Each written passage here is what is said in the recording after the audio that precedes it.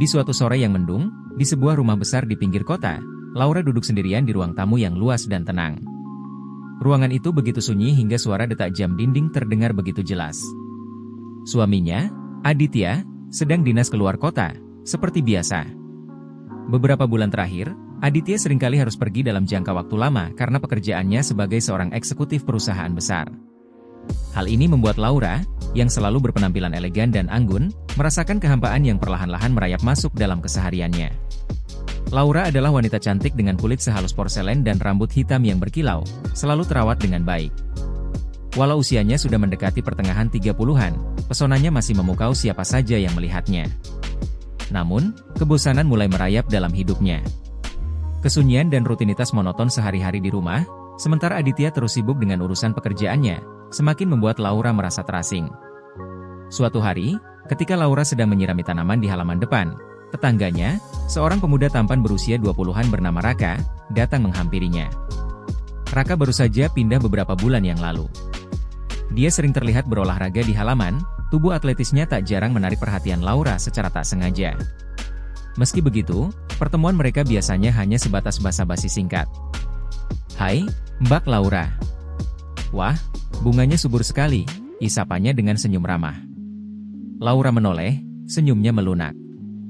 "Oh, terima kasih, Raka." "Iya, ini bunga kesayangan saya." Raka berdiri lebih dekat, matanya menatap Laura dengan penuh kekaguman yang tak disembunyikan. "Kalau saya sih pasti nggak bakal bisa merawat tanaman seperti Mbak." "Tangan saya kasar," katanya sambil bercanda, memperlihatkan telapak tangannya yang kekar. Laura tertawa kecil, menikmati momen itu lebih dari yang dia bayangkan. Pembicaraan ringan terus berlanjut, dan setiap kali mereka berbicara, Laura merasakan ada energi yang berbeda antara mereka. Raka, dengan sikap yang penuh perhatian dan santai, membuat Laura merasa seperti wanita muda lagi, sesuatu yang sudah lama hilang dari kehidupannya bersama Aditya. Meskipun hubungan mereka tidak pernah melampaui percakapan biasa, ada semacam ketegangan yang semakin kentara.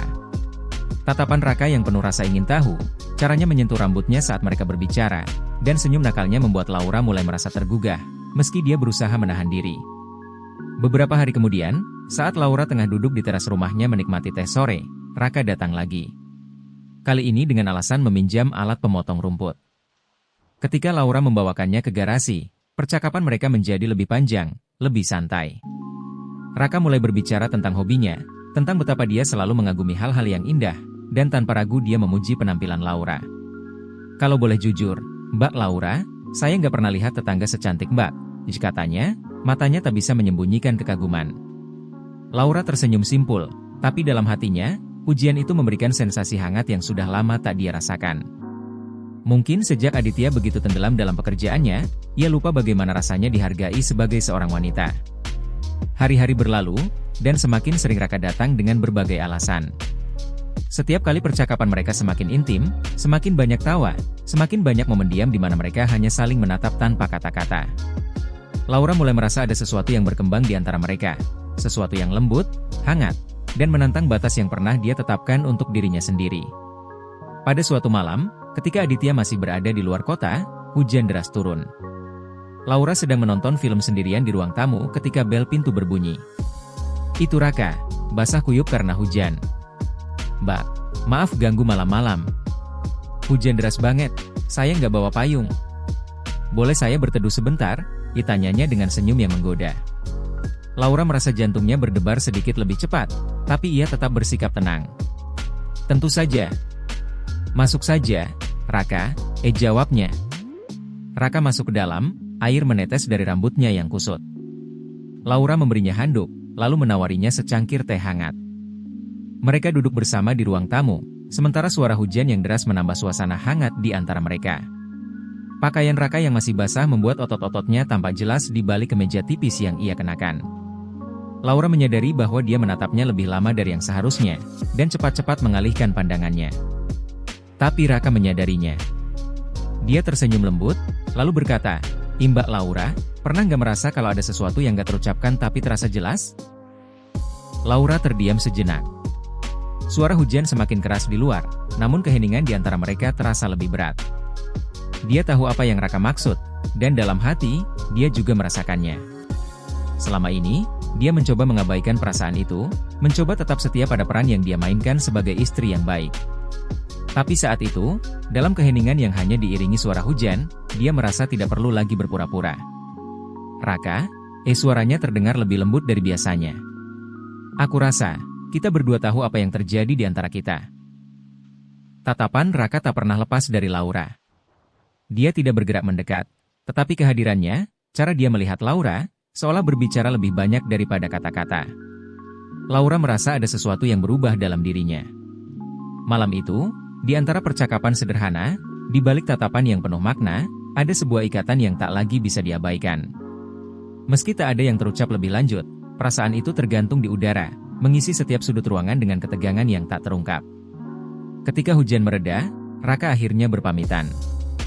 Namun sebelum dia melangkah keluar, dia menoleh, memberikan satu senyuman terakhir yang membuat hati Laura berdebar kencang. "Mbak Laura, terima kasih sudah menampung saya malam ini," ia ucapnya lembut, lalu pergi ke dalam malam yang masih basah oleh hujan.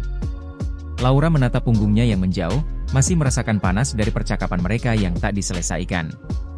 Malam itu, untuk pertama kalinya, Laura merasa benar-benar hidup. Sesuatu yang baru saja dimulai, sebuah perasaan yang sulit dia jelaskan tapi tak bisa dia hindari. Hatinya berdebar, memikirkan apa yang akan terjadi esok hari ketika Raka kembali mengetuk pintunya lagi. Keesokan harinya, suasana di rumah Laura tampak biasa, namun di dalam dirinya, ada sesuatu yang telah berubah. Pikirannya terus berputar tentang malam sebelumnya. Setiap momen dengan Raka terulang di benaknya, menimbulkan getaran halus di dadanya yang sulit diabaikan. Namun, di antara semua kegelisahan itu, Laura tahu bahwa dia berada di persimpangan besar dalam hidupnya. Siang menjelang sore, suara ketukan lembut terdengar di pintu depan. Laura, yang sedang duduk di ruang makan, berdiri perlahan, menyadari siapa yang kemungkinan datang. Hatiku berdebar pelan, tapi ada ketenangan baru yang muncul dari dalam dirinya. Saat membuka pintu, benar saja, Raka berdiri di sana dengan senyum hangat, tampak segar dan percaya diri. "Siang, Mbak Laura," disapanya dengan nada yang akrab namun tetap sopan. Laura menatapnya beberapa saat sebelum menjawab. "Siang, Raka. Ada yang bisa kubantu?" Tatapan mereka bertaut, dan sekali lagi, keheningan di antara mereka terasa penuh makna. Namun, kali ini Laura tahu apa yang harus dia lakukan. Ia menarik napas dalam-dalam, lalu tersenyum tipis, namun tidak ada kegugupan di dalamnya. "Raka, aku rasa kita harus bicara." Raka terdiam, memandang Laura dengan sedikit kebingungan, namun ia tetap tenang, memberi ruang bagi Laura untuk melanjutkan. "Aku menyadari sesuatu," dilanjut Laura pelan, matanya masih menatap lembut pada pemuda itu. "Apa yang terjadi di antara kita ada daya tarik, itu jelas. Tapi aku juga menyadari bahwa ini bukan arah yang ingin kuambil. Aku tahu kamu pria yang baik, tapi aku punya hidup yang harus kuhormati. Dan bukan hanya untuk suamiku, tapi juga untuk diriku sendiri." Raka mendengarkan dengan saksama, tidak menyela. Ada ketenangan di wajahnya yang membuat Laura merasa lega. "Aku mengerti, Mbak," katanya akhirnya, suaranya rendah dan tulus. "Aku juga tidak ingin membuatmu berada dalam situasi yang sulit." Laura tersenyum, merasakan rasa lega membasuh hatinya. "Aku bersyukur kamu bisa memahami ini. Aku tetap menghargai percakapan kita, waktu yang kita habiskan bersama, tapi mungkin ini saatnya kita memberi batas yang lebih jelas." Raka mengangguk pelan, menghormati keputusan Laura. "Tentu saja, Mbak Laura. Aku tidak ingin membuatmu tidak nyaman." Mereka berbicara beberapa saat lagi, kali ini dengan perasaan yang lebih ringan, tanpa ketegangan yang menggantung seperti sebelumnya. Saat Raka berpamitan, ada pemahaman yang diam-diam di antara mereka bahwa ini adalah akhir dari sesuatu yang tidak pernah dimulai sepenuhnya. Sebuah momen kedewasaan dan pengertian, di mana masing-masing pihak tahu kapan harus berhenti. Ketika pintu tertutup dan Laura kembali ke dalam rumah, dia merasa beban besar telah terangkat dari pundaknya. Bukan rasa penyesalan yang mengikutinya, melainkan rasa puas karena telah membuat keputusan yang tepat untuk dirinya sendiri. Kehadiran Raka mungkin menggugah sesuatu di dalam dirinya, sebuah percikan yang mengingatkannya pada perasaan yang terlupakan. Namun, dia juga menyadari bahwa itu hanyalah sebuah momen. Sebuah kilasan yang memperlihatkan apa yang bisa terjadi, tapi tidak selalu harus terjadi. Pada malam yang tenang itu, Laura duduk di teras rumah, menatap langit malam yang bersih setelah hujan. Pikirannya melayang, tetapi kali ini dengan damai. Hubungannya dengan Aditya mungkin sedang diuji oleh jarak dan waktu, tapi dalam hatinya, ia tahu bahwa kesetiaan tidak selalu soal kehadiran fisik, melainkan soal hati yang memilih untuk bertahan, meski ada banyak godaan di sekitar. Saat Laura memejamkan mata, dia menyadari bahwa hidup selalu menawarkan pilihan-pilihan. Pilihan yang kadang datang dalam bentuk yang menggoda, dalam kebaruan yang tampak menyegarkan. Tapi pada akhirnya, kebahagiaan sejati bukan tentang apa yang bisa kamu raih sesaat, melainkan apa yang tetap bertahan setelah semuanya berlalu. Laura memutuskan untuk tetap setia pada dirinya sendiri, pada kehidupan yang telah ia bangun, dan pada cinta yang ia percaya, meski kadang harus melalui jalan yang sunyi. Esok hari akan datang, dan Laura tahu bahwa apapun yang terjadi, ia telah memilih jalan yang sesuai dengan hatinya. Hati yang tetap kuat dan tidak goyah, bahkan di tengah badai keinginan yang menggoda.